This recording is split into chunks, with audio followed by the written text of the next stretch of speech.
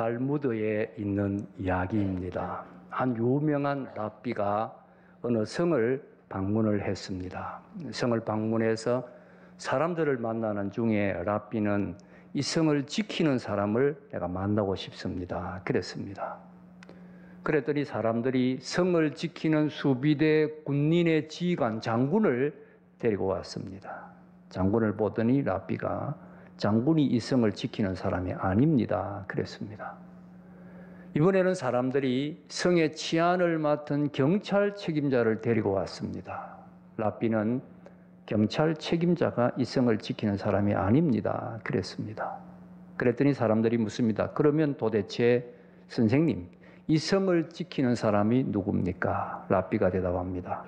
이 성을 지키는 사람은 이 성의 선생님들입니다. 선생님이 이 성을 지키는 사람들입니다. 의미 있는 이야기입니다. 여러분, 우리나라를 누가 지킵니까? 우리나라의 미래를 누가 보장합니까? 정치, 경제, 문화 아니지요. 우리나라의 미래는 우리나라의 교육에 달려 있습니다. 교육이 우리나라의 미래를 지킵니다. 나라뿐만 아니라 교회, 가정 마찬가지입니다. 한 교회의 미래가 그 교회의 교육에 달려 있습니다. 한 가정이 그 가정의 교육에 달려 있습니다. 교육이 나라와 교회와 가정의 미래를 결정하고 또 교육이 나라와 미래와 가정을 지켜줍니다. 이스라엘 역사의 가장 어두웠던 시대 중에 하나가 사사시대입니다. 사사시대는 계속해서 이스라엘 민족이 하나님 앞에 범죄하고 하나님으로부터 벌을 받는 캄캄했던 시대였습니다. 정말 어두웠던 시대였습니다. 사사시대가 왜 그렇게 어두웠던 시대가 되었습니까? 성경 사사기 2장 10절은 사사시대가 어두운 시대가 되었던 이유를 이렇게 말씀합니다. 우리 사사기 2장 10절 한번 같이 화면에 있습니다. 읽어보겠습니다. 시작. 그 세대의 사람도 다 그 조상들에게 돌아갔고 그 후에 일어난 다른 세대는 여호와를 알지 못하며 여호와께서 이스라엘을 위하여 행하신 일도 알지 못하였더라. 그 세대의 사람은 여호수아 세대의 사람들입니다. 가나안 땅을 정명했던 사람들입니다. 그 사람들 다 죽었습니다. 그 다음 세대가 일어났는데 그 다음 세대는 하나님도 모르고 하나님이 하신 일도 알지 못했다고 그랬습니다. 하나님을 알지 못하니까 그 시대가 어두울 수밖에 없었지요. 문제는 왜 여호수아 다음 세대가 하나님을 알지 못했느냐는 것입니다. 이유는 간단합니다. 여호수아 세대가 교육에 실패한 것입니다. 그들의 자녀들에게 하나님 가르치는데 실패를 한 것입니다. 교육에 실패하니 민족 자체가 실패한 민족이 되어버리더라는 이야기지요. 무서운 이야기입니다. 교육이 중요합니다. 어떤 일이 있어도 교육에 성공해야 합니다. 교육에서 가장 중요한 것은 선생님입니다. 요즘 학생들이 중요하다는 말이 많지요. 학생들이 문제가 많다는 말도 많습니다. 다 맞는 말입니다. 그러나 그래도 더 중요한 것은 선생님입니다. 학생들 상대적 성격이 있습니다. 아무리 학생들이 부족해도 선생님이 훌륭하면 학생들을 변화시키고 훌륭한 교육을 이룰 수가 있습니다. 정말 중요한 것은 선생님입니다. 선생님이 중요합니다. 자, 교회에서는 목사가 선생님입니다. 교역자들이 선생님입니다. 주일학교 교사들이 당연히 선생님입니다. 새가족 도우비들도 선생님입니다. 구역 강사도 선생님입니다. 뿐만 아니라 먼저 예수 믿는 사람은 나중 믿는 사람들에게 선생님입니다.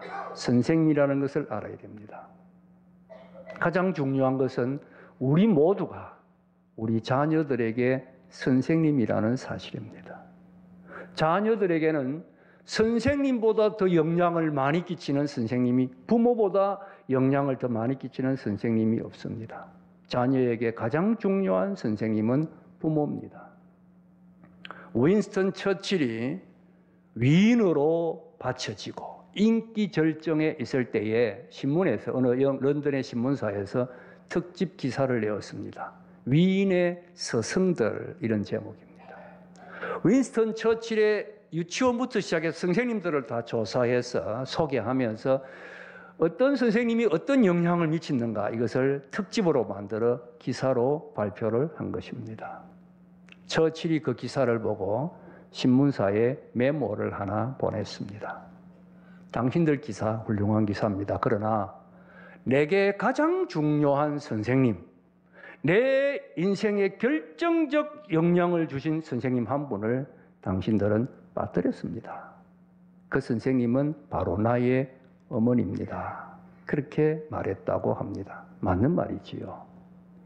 부모 이상으로 자녀들에게 영향을 주는 선생님은 없습니다. 우리가 다 자녀들에게 선생님입니다.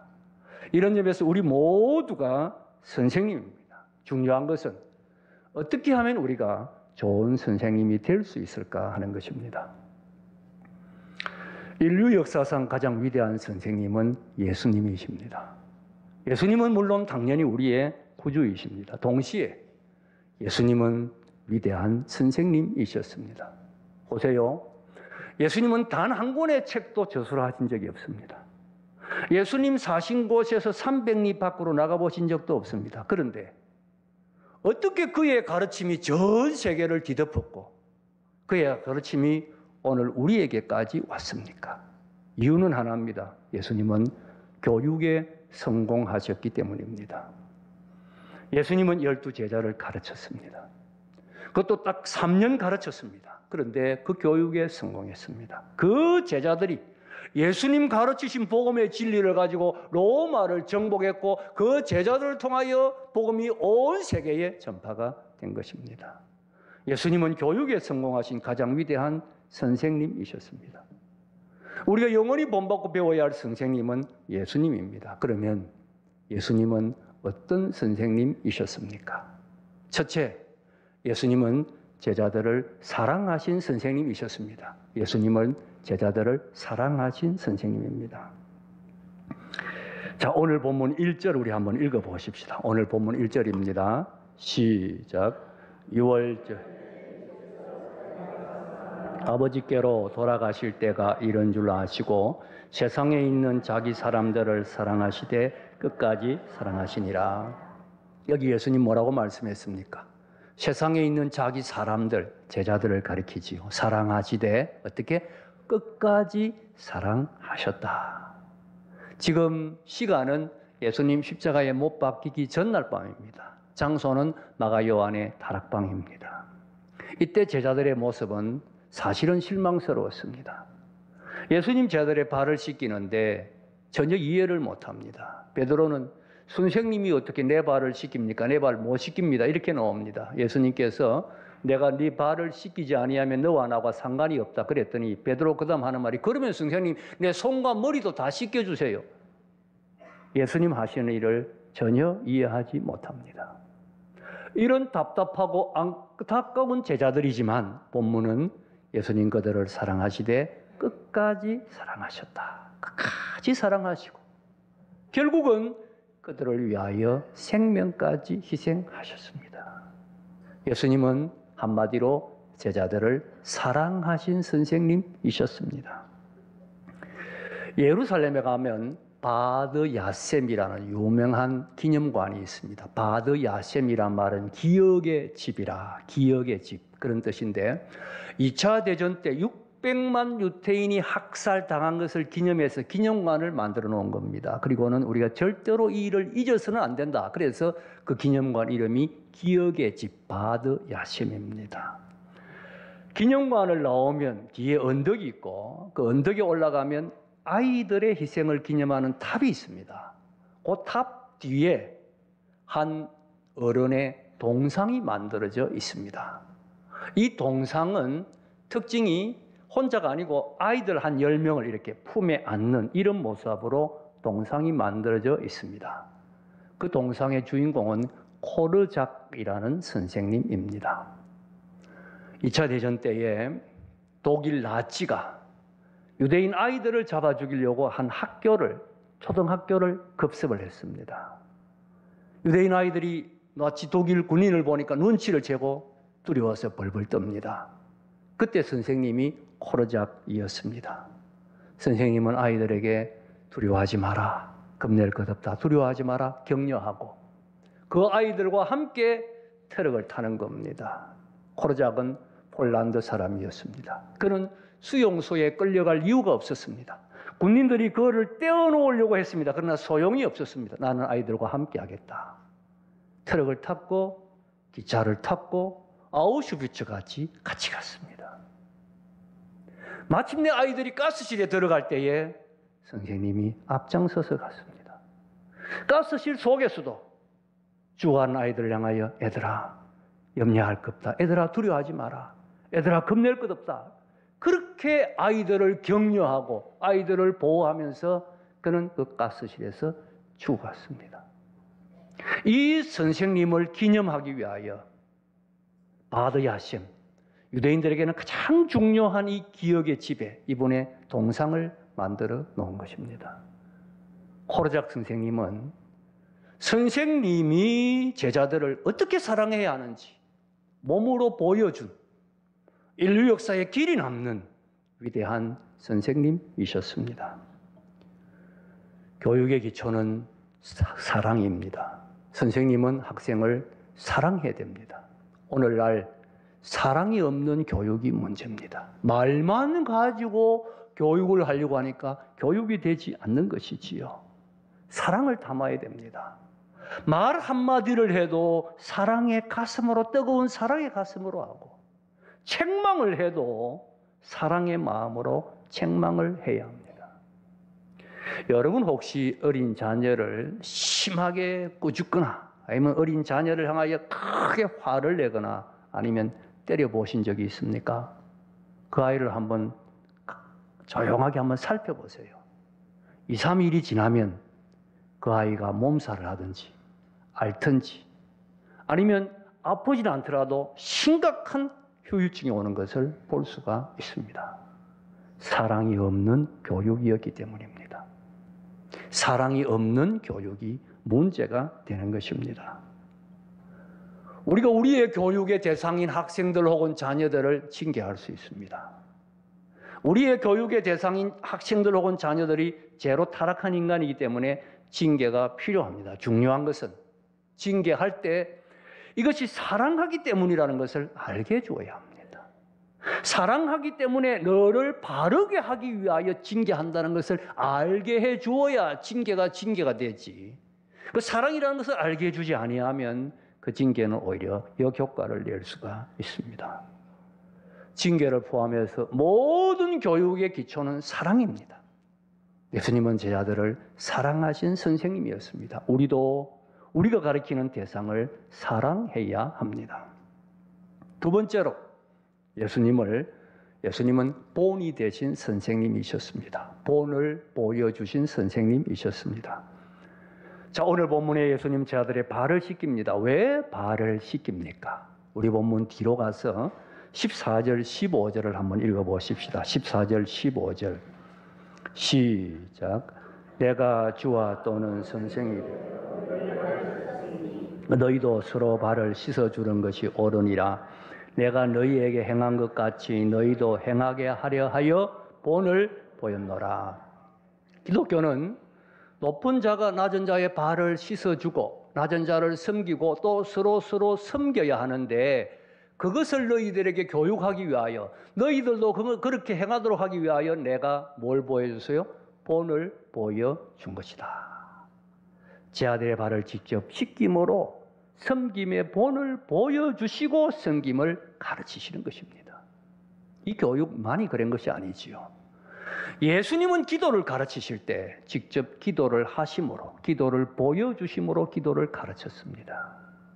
말씀을 가르치실 때 말씀을 가르치시는 것을 보여주심으로 말씀을 가르치셨고, 병자를 가르치시는 것을 보여주심으로 병자를 가르쳤습니다. 가난하고 어려운 자들을 직접 섬기심으로 보여주심으로 그들을 가르쳤습니다. 본을 보여주심으로 가르쳤습니다.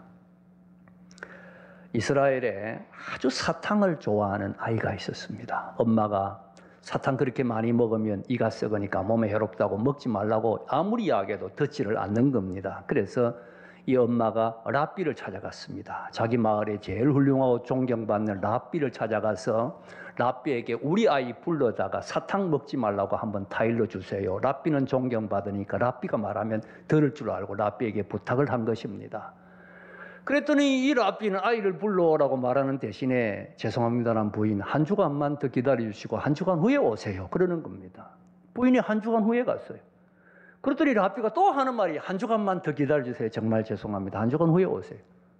3번을 기다려달라고 그럽니다. 3번째 갔더니 하는 말이 이제 내가 부인의 아들에게 사탕 먹지 말라고 말할 수 있게 되었습니다. 사실은 나도 사탕을 좋아했습니다. 그런데 끊기가 어려웠습니다. 그동안 끊지를 못했습니다. 비로소 내가 끊었습니다. 이제 내가 부인의 아들에게 자신 있게 사탕 헤로온이 먹지 말라고 말할 수 있게 되었습니다. 여러분, 이것이 교육이지요. 먼저 본을 보여주는 겁니다. 본을 보여주어야 교육이 되는 거예요. 그런 이야기가 있지 않습니까? 어느 시골 교회에 목사님이 설교를 하는데 아주 우렁찬 목소리로 늘 설교가 우리가 이렇게 살아야 됩니다. 저렇게 살아야 됩니다. 가르치는 윤리적인 설교를 많이 하시는데 목사님이 우렁차게 설교를 외칠 때마다 이렇게 살아야 됩니다. 외치면 사모님이 맨 뒤에 앉아 있는데 고개를 푹 숙이고 혼자 하는 말이 목사님이 이렇게 살아야 됩니다. 외치면 말이사.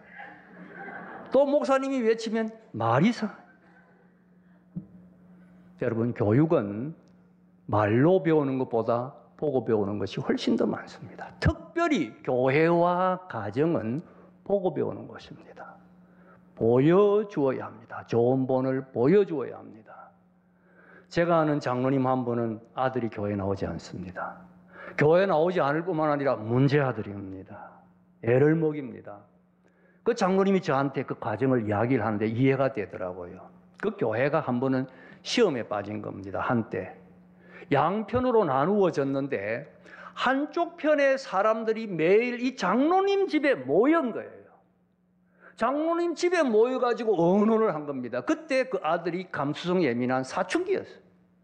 그때 이 아이들이 듣는 앞에서 목사가 어떻고 장로가 없고 집사가 어떻고 전부 비난하는 이야기를 한 거예요. 그게 그 아이에게 충격을 준 겁니다. 결국은 이 아이가 머리가 커서 부모 말 순종하지 않을 그런 나이가 되니까 교회를 떠나버리고 만 것이지요. 얼마나 무서운 이야기인지 모릅니다. 여러분, 어떤 경우에도 자녀들 듣는 데서 다른 사람 비방하면 안 됩니다. 특별히 교회나 교회의 사람들을 비방하지 마세요. 그 말 한마디가 독약이 될 수가 있습니다. 아이들 평생을 결단내버릴 수도 있습니다. 언제나 좋은 말을 하고 좋은 본을 보여주어야 합니다. 예수님은 본을 보여주신 선생님입니다. 본을 보여주는 선생님이 될 수 있어야 합니다. 마지막 3번째로 예수님은 끝까지 최선을 다해 가르치신 선생님입니다. 끝까지 포기하지 않고 가르치신 선생님입니다. 자, 본문을 다시 보십시다. 오늘 이 본문은 내일 예수님이 십자가를 지시니까 예수님 제자들과 만나는 마지막 시간이라고 할 수 있는데 누가복음 22장을 보면 이날 예수님 제자들의 발을 씻기 전에 제자들이 뭘 했냐 하니까 누가 예수님 오른편에 앉느냐, 누가 왼편에 앉느냐, 서로 누가 높은 자리에 앉느냐 자리 다툼했습니다. 여러분, 얼마나 한심스러운 모습입니까? 생각해보면 이 12제자가 예수님의 전부잖아요.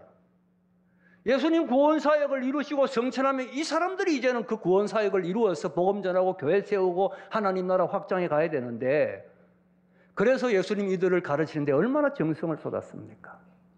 주님 말씀 전하시고 가르치시고 병자를 고칠 때 사실 다 제자들에게 훈련이었습니다. 보여주셨죠. 숙식을 같이 하면서 보여주면서 예수님의 사역 전체가 제자 훈련이고 제자 교육이었습니다.